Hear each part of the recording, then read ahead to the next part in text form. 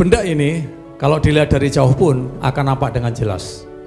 Termasuk orang yang berkacamata, ketika kacamatanya dilepas, dia masih bisa melihat dengan jelas berapa nominal dari uang ini, termasuk saya. Oke, jadi daripada mengendalikan pikiran dan macam-macam, mendingan saya simpan.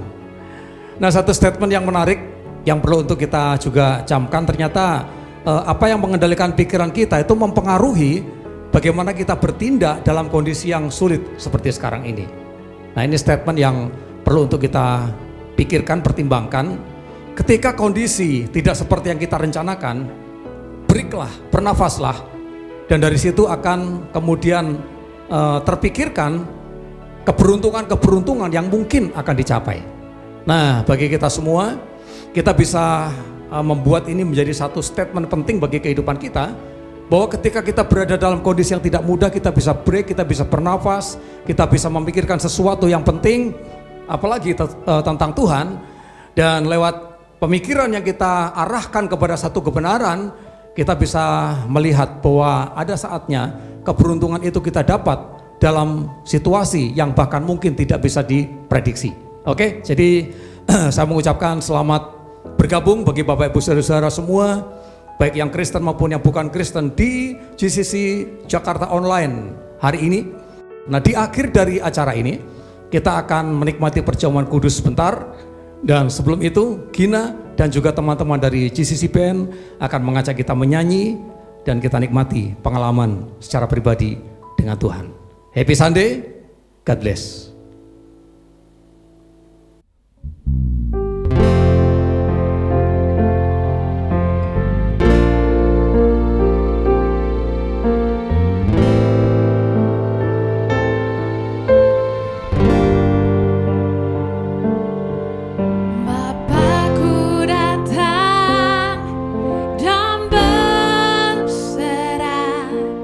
Ku nyatakan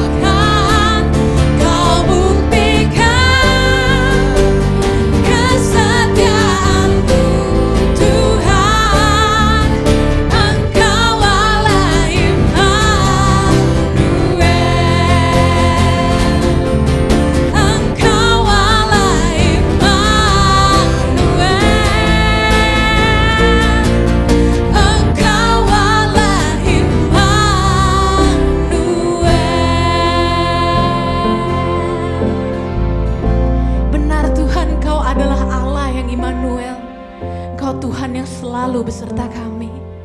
Engkau yang memberikan kami harapan dalam kesesakan. Engkau yang memberikan kami kekuatan di saat kami lemah. Oleh sebab itu kami mau memuji Engkau. Kami mau menyembah-Mu dengan hati kami, menyembah dengan mulut kami, dengan jiwa raga kami. Kami mau senantiasa bersyukur untuk kasih karya-Mu. Sungguh Kau Tuhan yang mulia, Kau Tuhan yang sempurna.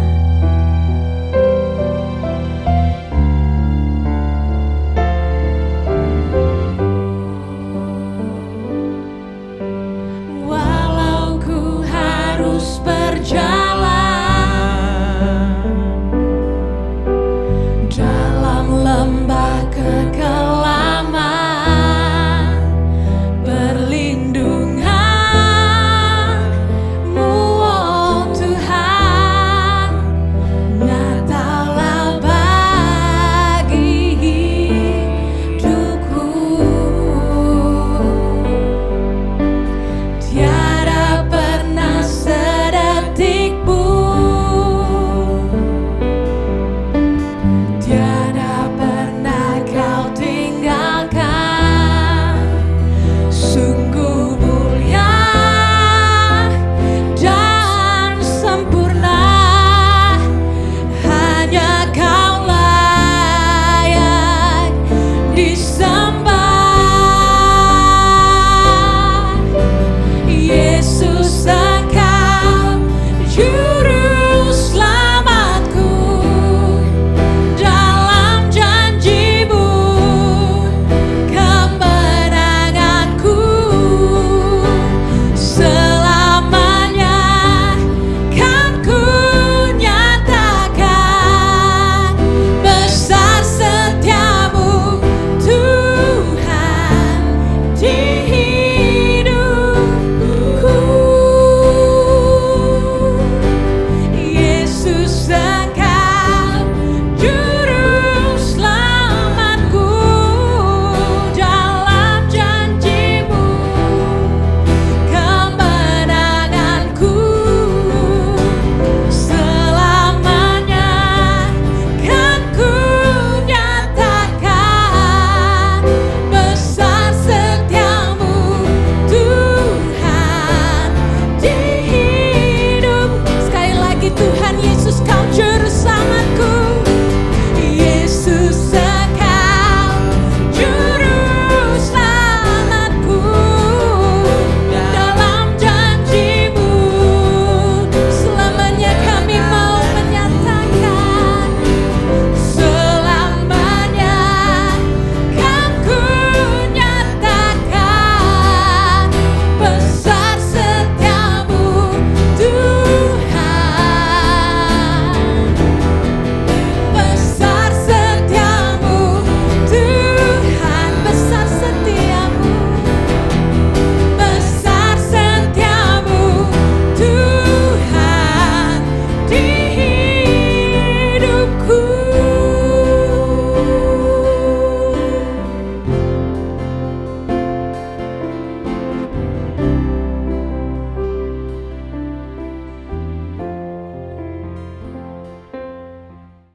Apa kabar sejahtera? Mari kita berdoa sebelum kita mendengarkan firman Tuhan dibacakan dan kita akan merenungkan bersama-sama. Ya Tuhan, Engkau sungguh baik. Engkau memberikan kami kehidupan agar kami menikmatinya dalam cinta kasih-Mu, dan dengan itu hidup kami pun boleh mewartakan cinta itu bagi sesama kami. Izinkanlah kami untuk membaca kitab suci ini, mengambil inspirasi dari dalamnya, dan kiranya kami boleh berjumpa dengan Allah lewat batin kami, lewat perjumpaan kami dengan sesama kami di dalam hidup ini. Di dalam Kristus kami berdoa. Amin. Saya akan membacakan satu bagian Alkitab yang berkisah tentang satu episode dalam hidup dan karya seorang nabi yang dikenal bagi umat Israel namun juga umat Kristen, yaitu Nabi Elia. Saya akan membacakan dari 1 Raja-Raja pasal 19 ayat yang ke-9 sampai dengan yang ke-12. 1 1 Raja-Raja 19 ayat yang ke-9 sampai dengan 12. Demikian. Di sana masuklah ia ke dalam sebuah gua dan bermalam di situ. Maka firman Tuhan datang kepadanya demikian. Apakah kerjamu di sini, hai Elia? Jawabnya, aku bekerja segiat-giatnya bagi Tuhan, Allah semesta alam. Karena orang Israel meninggalkan perjanjianmu, meruntuhkan mesbah-mesbahmu, dan membunuh nabi-nabimu dengan pedang. Hanya aku seorang dirilah yang masih hidup, dan mereka ingin mencabut nyawaku. Lalu firman-Nya, keluarlah dan berdiri di atas gunung itu di hadapan Tuhan. Maka Tuhan lalu. Angin besar dan kuat yang membelah gunung-gunung dan memecahkan bukit-bukit batu mendahului Tuhan. Tetapi tidak ada Tuhan dalam angin itu. Dan sesudah angin itu datanglah gempa. Tetapi tidak ada Tuhan dalam gempa itu. Dan sesudah gempa itu datanglah api. Tetapi tidak ada Tuhan dalam api itu. Dan sesudah api itu datanglah bunyi angin sepoi-sepoi basah. Saudara yang terkasih, semoga hidup Anda di masa pandemik ini diberkati Tuhan. Anda boleh mengisi hidup di tengah dunia yang murung ini dengan kebaikan, dengan tubuh yang sehat, dengan hati yang riang, walaupun seandainya pun Anda tidak dalam keadaan baik-baik, itu pun tidak apa-apa, sebab inilah manusia yang rapuh ini, yang mencoba untuk memaknai hidup ini. Nah, saudara, pada hari ini kita akan bicara bersama-sama tentang Allah semacam apa yang kita percayai. Ketahuilah bahwa sejarah kekristenan adalah sejarah cinta kasih, tetapi juga sejarah kekerasan. Kita sering mencela orang yang beragama lain, yang suka memakai kekerasan untuk membela agama. Akan tetapi ketahuilah bahwa kekristenan juga tidak imun dari kekerasan yang dilakukan atas nama agama dan Allah.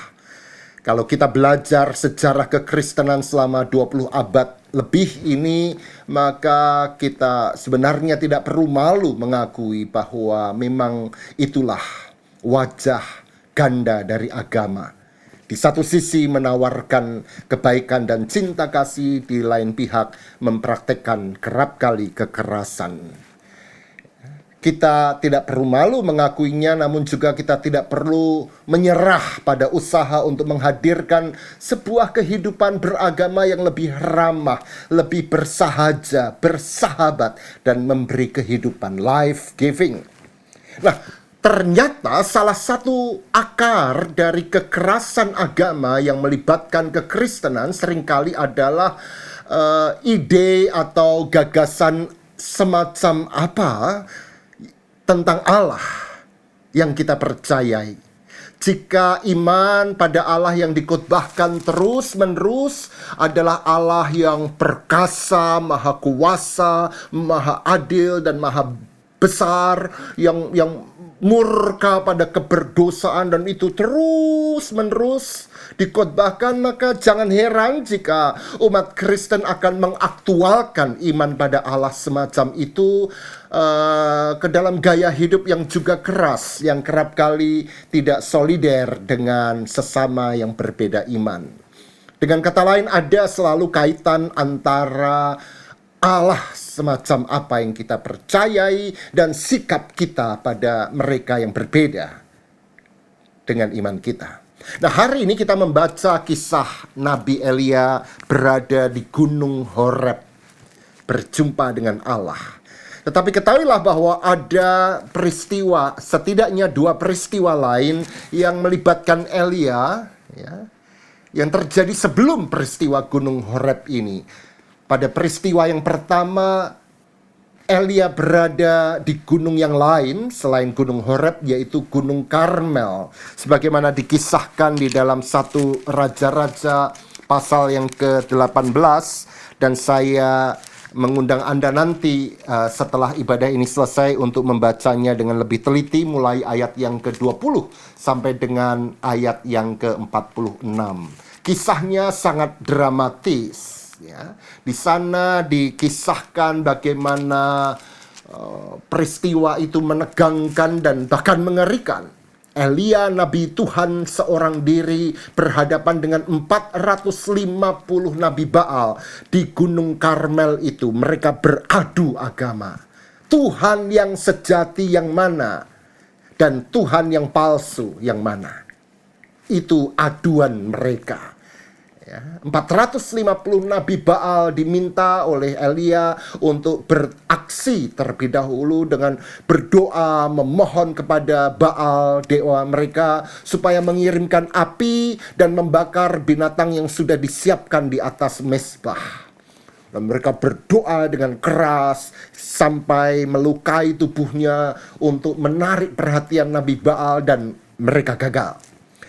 Dan kemudian giliran Nabi Elia, Nabi Allah ini meminta banyak orang yang menonton pertandingan itu untuk menuangkan air sebanyak-banyaknya 3 kali ke atas binatang di atas mezbah itu. Kemudian dia berdoa kepada Allah Israel yang secara luar biasa kemudian menurunkan api dan membakar binatang korban yang sudah basah kuyup itu. Ya. Untuk membuktikan bahwa Allah Israel adalah Allah yang perkasa, Allah yang maha kuasa, Allah yang besar. Tetapi kisah selanjutnya mengerikan. Dan kalau ini film Hollywood, maka film ini akan dikategorikan rated R. Karena kesadisannya. Kenapa? Karena pada 1 Raja-Raja 18 ayat yang ke-40, kata Elia kepada mereka dikatakan begini, tangkaplah nabi-nabi Baal itu, seorang pun dari mereka tidak boleh luput. Setelah ditangkap, Elia membawa mereka ke sungai Kison dan menyembelih mereka di sana. Betapa mengerikannya. Terjadi penyembelihan 450 nabi Baal atas nama Allah Israel. Nah, apa yang mau saya tunjukkan di sini adalah bahwa Allah Gunung Karmel adalah Allah Maha Kuasa, Allah Maha Besar, God of great things. Nah, saudara, lupakan sejenak peristiwa kekerasan yang dilakukan oleh Elia dan fokuskanlah pada kemahakuasaan Allah. Dan seandainya saja peristiwa ini kemudian kita terima dengan penuh kekaguman, seandainya saja semua peristiwa malang hidup kita dijawab oleh Allah yang maha kuasa itu, Allah yang maha besar itu segera bertindak menjawab doa-doa kita, persoalan kita, pergumulan kita, sakit kita, bangkrut usaha kita. Seandainya saja Allah itu Allah semacam ini terus menerus. Seandainya saja. Seandainya saja anakku sakit, Allah bertindak beres. Seandainya saja bisnisku anjlok, Allah bertindak beres. Seandainya saja anak gadisku belum kawin, beres. Seandainya saja Allah yang maha kuasa itu segera bertindak, kita minta Allah kemudian menjawab. Saya ingat satu kali saya memimpin sebuah persekutuan ibu-ibu, dan di persekutuan itu ada segmen kesaksian, dan seorang ibu kemudian memberikan kesaksian, saya harus menjemput anak di sekolah, tetapi kemudian saya harus pergi ke mall untuk membeli satu barang. Saya terburu-buru dan saya mau parkir, tidak ada tempat parkir. Dan saya berdoa dengan sungguh, Tuhan tolong beri tempat parkir, amin. Dan begitu dia amin, secara kemudian di depannya ada mobil yang keluar.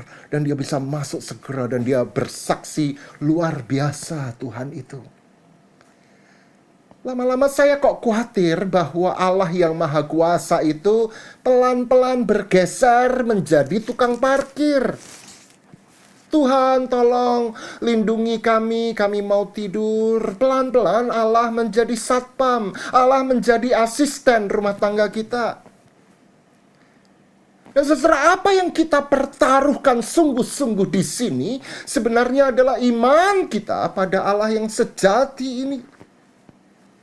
Allah kemudian bergeser menjadi Dia yang harus menuruti keinginan kita. Dan saya mau katakan kepada kita, let God be God. Allah tidak bisa kita setir sekehendak mau kita. Walaupun Allah itu besar dan perkasa. Dan ketahuilah ada satu aspek dari pandemi COVID-19 ini yang sungguh-sungguh menyebabkan sebuah kenyataan tentang Allah, yaitu bahwa pandemik ini menghantam kita begitu keras, termasuk iman kita kepada Allah yang semacam ini. Saya tidak tahu berapa kali jika pernah Anda berdoa, Tuhan tolong pandemik ini, biarlah segera berakhir. Ya nggak berakhir juga. Bahkan makin parah di negara kita. Ya. Seandainya Allah kita hanyalah Allah yang maha besar dan maha kuasa, yang selalu akan menjawab doa kita, dan sekali Dia bertindak semua beres. Mudah pandemik ini terselesaikan, tapi kenyataannya lihatlah. Itu sebabnya kita harus lanjutkan episode Gunung Karmel ini dengan peristiwa berikutnya.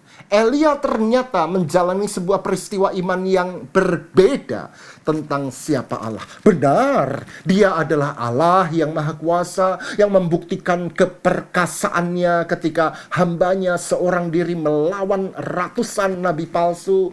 Tetapi sebuah ironi tiba-tiba muncul sesudah kisah itu, yaitu ketika Isabel, ratu yang jahat, yang menyuburkan penyembahan kepada dewa Baal itu, kemudian menyatakan tekadnya membunuh nabi Allah ini.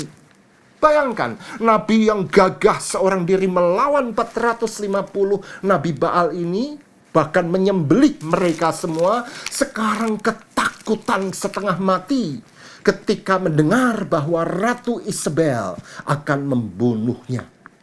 Nah, apa yang terjadi kemudian? Elia melarikan diri dengan ketakutan. 1 Raja-Raja pasal 19, kisah sesudahnya, mencatat situasi Elia yang dirudung oleh depresi. Dia berada dalam tekanan mental yang begitu kuatnya sampai dia berseru, "Cukuplah itu. Sekarang ya Tuhan, ambillah nyawaku. Ya. Sebab aku ini tidak lebih baik daripada nenek moyangku."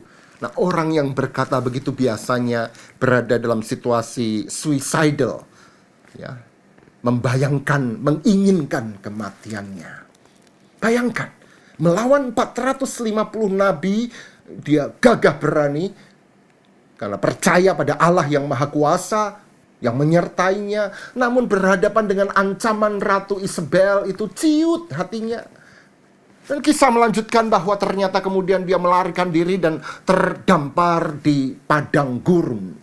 Kita tidak tahu apa nama padang gurun itu, tetapi dalam tradisi Yahudi dan Kristen, padang gurun adalah simbol dari kematian, simbol keputusasaan. Kemanapun Anda memandang, yang Anda lihat di dalam padang atau di padang gurun itu hanyalah bentangan pasir yang tidak bernyawa. Hidup kita tiba-tiba menjadi kecil, tidak berarti, dan dibayangi oleh kematian. Tetapi Allah yang maha kuasa menyatakan diri kepada Elia di padang gurun itu dengan cara yang berbeda. Apa yang dia lakukan? Dia hadir tidak seperti Allah Gunung Karmel, God of Great Things, tetapi Dia datang memberi makan Elia, nabi yang depresi itu, dengan roti bakar dan sekendi air minum. Sederhana, simple. Hari itu Elia belajar sesuatu yang berbeda tentang Allah. Allah tampil sebagai Allah yang biasa-biasa saja. Bukan God of great things, tetapi God of small things. Allah sehari-hari, Allah yang sederhana namun setia. Nah, saudara, ada dua doa saya bagi Anda semua. Jika saudara saat ini mengalami depresi atau tekanan batin yang sangat mendalam, saya ingin katakan kepada Anda, it's okay not to be okay. Hidup ini tidak selalu okay. It is okay to get low. Berada dalam keadaan anxiety atau depression, it's okay.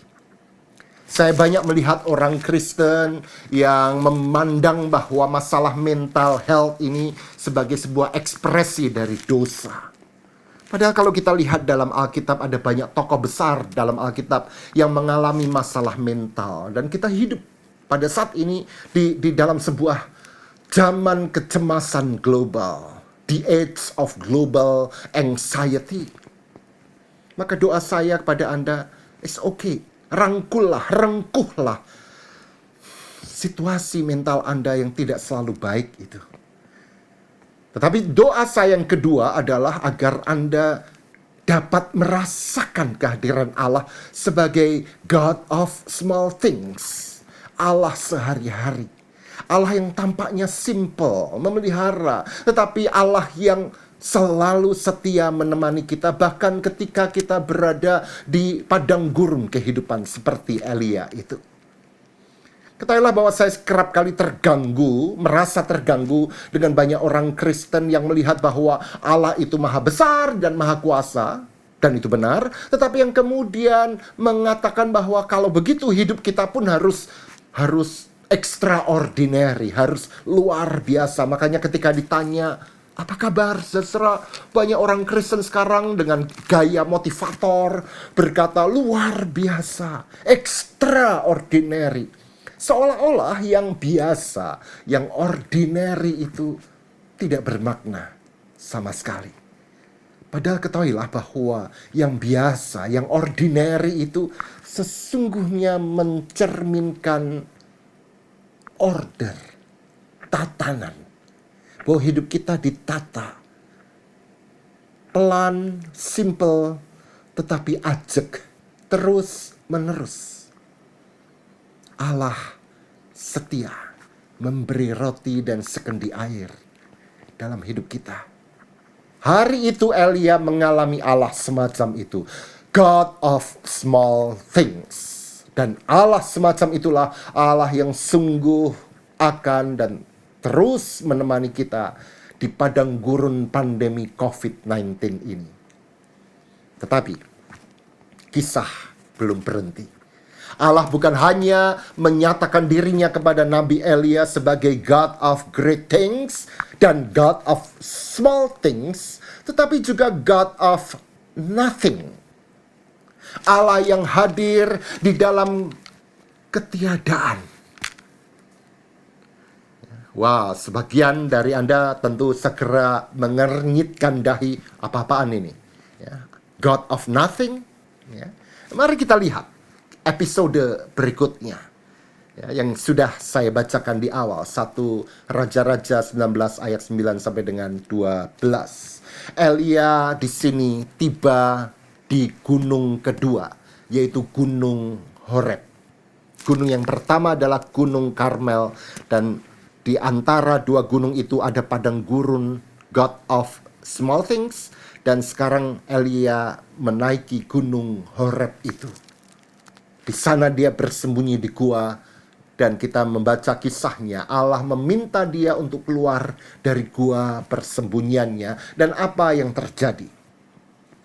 Muncul beberapa peristiwa yang dalam pemahaman klasik orang Israel sebenarnya adalah tanda dahsyat bahwa Allah yang maha perkasa itu sedang hadir dan menyatakan diri.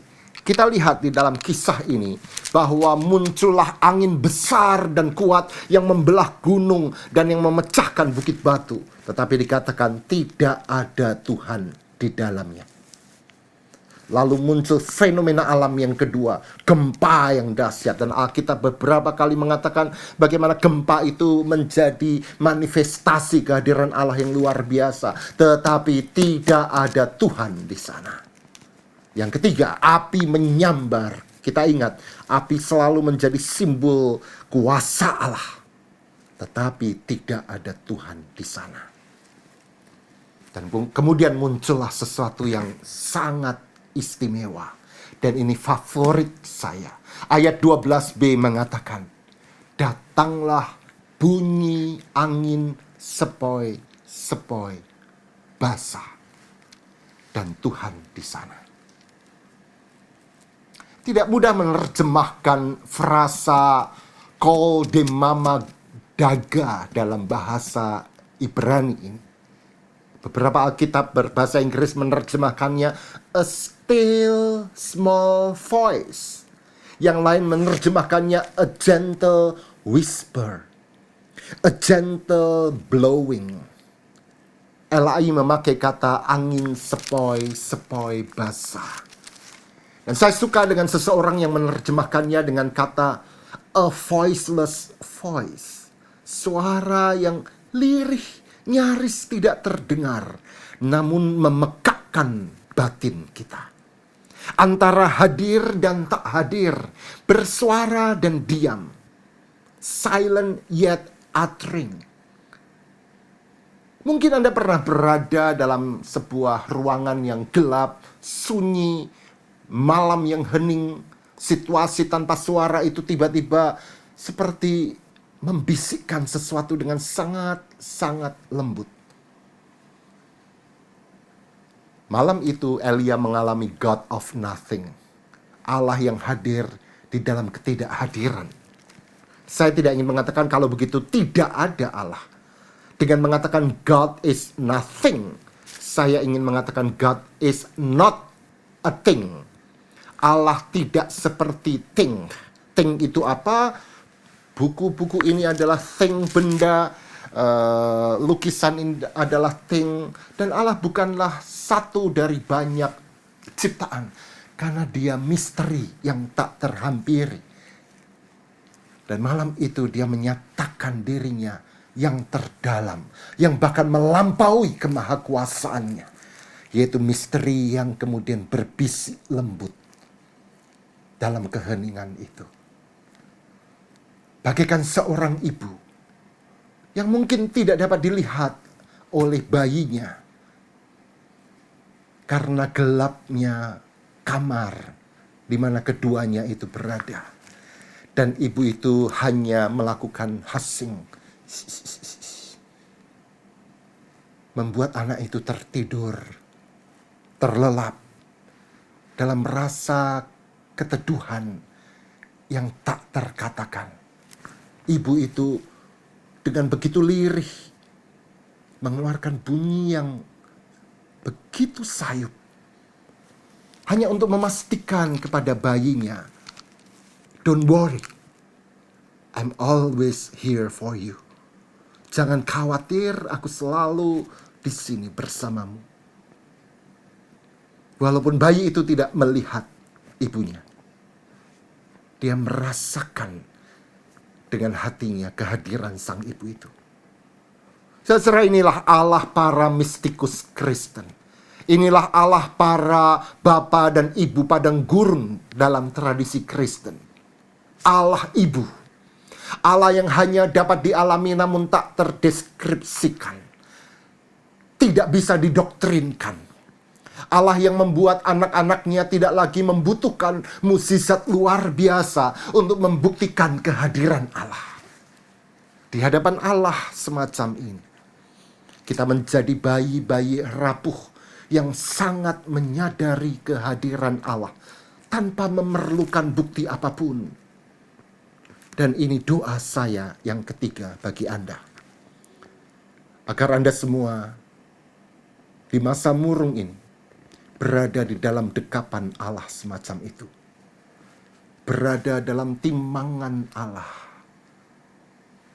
Yang hanya mengeluarkan bunyi gentle whisper. dan kita berada dalam rahim cinta kasih itu. God of nothing. Izinkan saya menutup khotbah ini atau renungan ini dengan sebuah kidung yang sangat membantu saya ketika saya begitu low dan down di awal masa pandemik. Saya mengalami banyak persoalan mental juga. Dan kidung ini sungguh menguatkan saya. Judulnya adalah Cradle Me, Timanglah Aku ya Allah. Simaklah, dan doa saya adalah supaya Anda sungguh berada dalam rahim cinta itu, dalam dekapan Allah itu.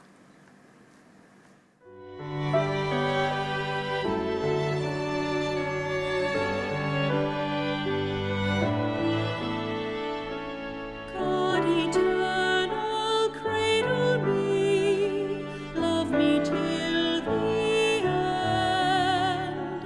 Give me now your understanding. Let me be, let me be, let me be your good friend.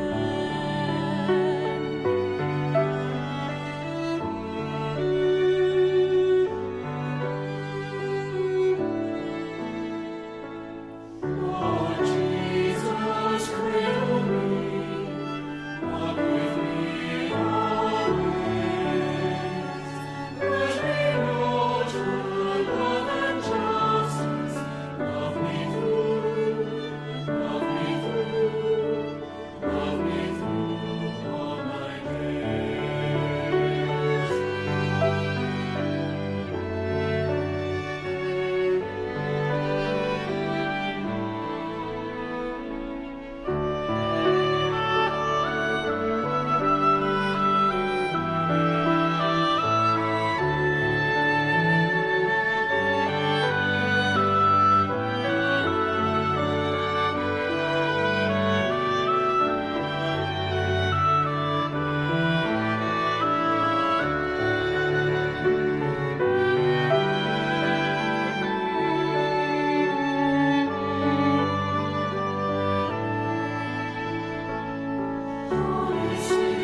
Holy Spirit, cradle me, guide me from above.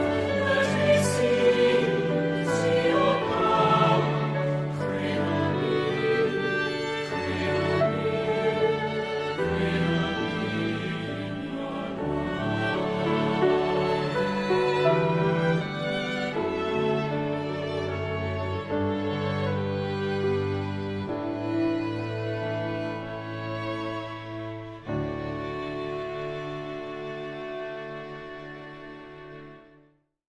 Mari kita berdoa. Tuhan, izinkanlah kami belajar sekali lagi tentang Dikau. Setelah begitu lama kami mengharapkan, bahkan menuntut Engkau hadir di dalam keperkasaan dan kemahakuasaan-Mu. Izinkanlah kami belajar berjalan kembali. Bagikan anak kecil yang Engkau tuntun belajar berjalan menjalani hidup ini.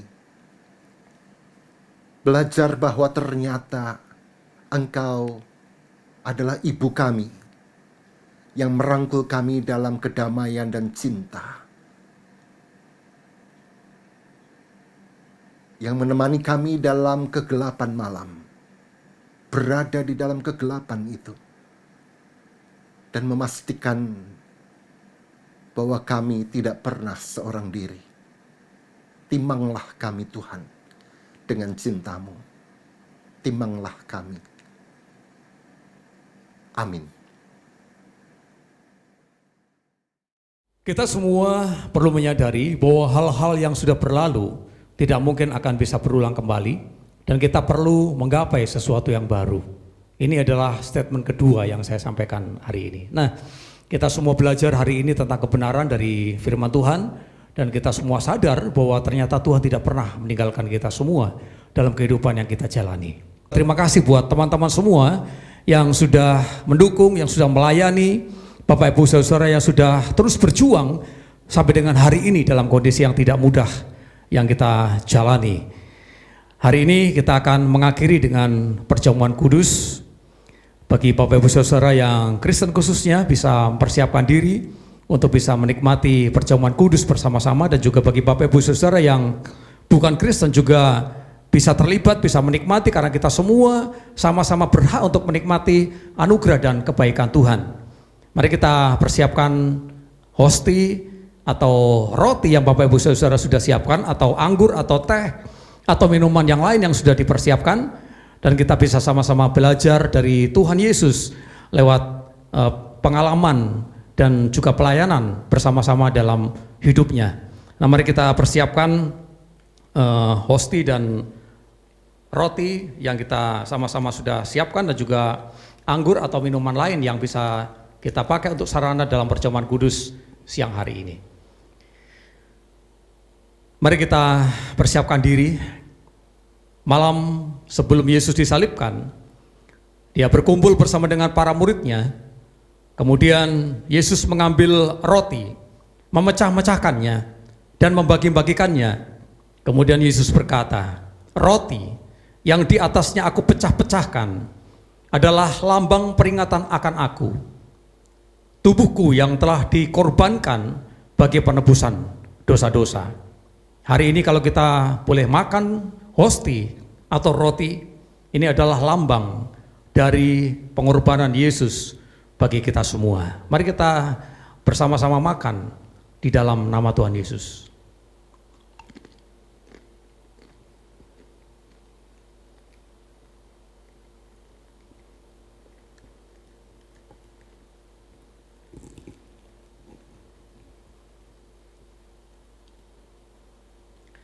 Mari kita angkat anggur ataupun teh atau minuman yang lain yang bisa kita jadikan sarana.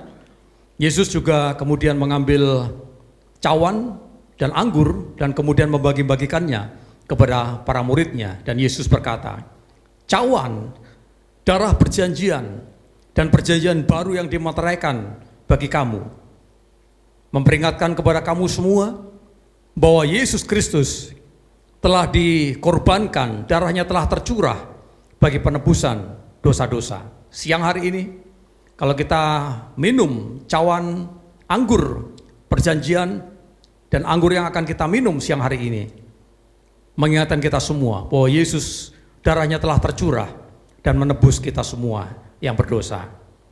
Bukankah anggur yang akan kita minum adalah lambang persekutuan dengan darah Yesus? Mari kita minum bersama di dalam nama Tuhan Yesus.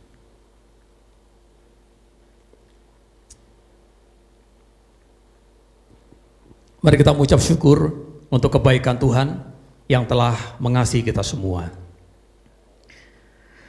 Kami bersyukur untuk anugerah-Mu Tuhan, untuk rahmat dan kasih setia Tuhan yang menyertai kami semua dalam melewati masa-masa sulit sampai dengan hari ini. Terima kasih Tuhan sudah mati dan bangkit bagi kami, dan itulah sebabnya kami punya pengharapan dalam kehidupan yang abadi, karena Tuhan adalah Allah yang hidup, yang terus memberikan kami kehidupan dan pengharapan.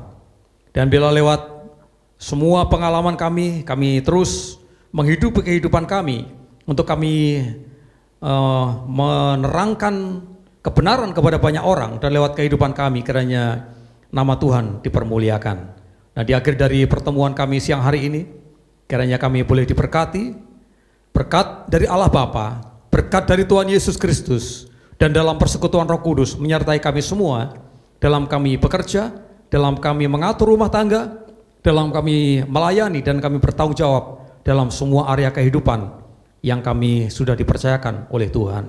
Tuhan memberkati kami semua. Di dalam nama Tuhan Yesus Kristus Juru Selamat kami berdoa. Amin. Oke, sekali lagi terima kasih Bapak Ibu Saudara yang sudah bergabung hari ini. Terima kasih untuk persembahan-persembahan dan juga semua dukungan bagi gereja ini. Kita ketemu kembali di hari Minggu yang akan datang, dan Tuhan Yesus memberkati kita semua. God bless.